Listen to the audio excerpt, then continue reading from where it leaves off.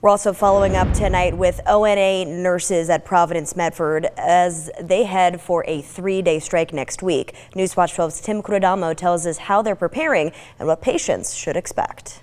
Business as usual or anything but? That's one of the many questions right now at Providence Medford Medical Center ahead of a nurses' strike set to begin on Tuesday.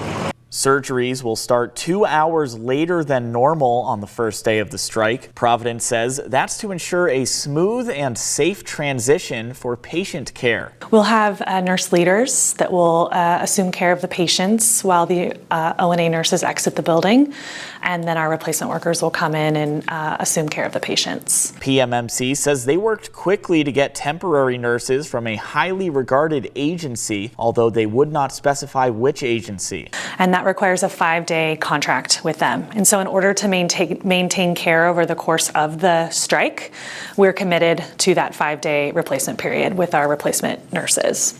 We're really, really disappointed that they elected to hire these replacement workers for 5 days when we've only called for a 3-day strike.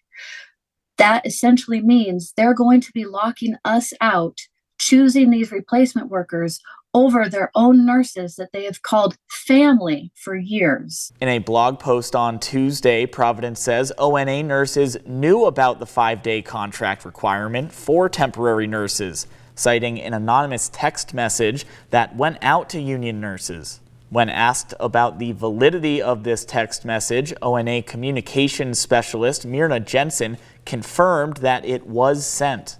The nurses' strike begins Tuesday at 6 a.m. ONA nurses will be on the picket lines until 8 o'clock each night for the 3-day strike. The next bargaining session locally for Providence Medford and their ONA nurses is scheduled for June 24th. In Medford, Tim Curadamo, Newswatch 12.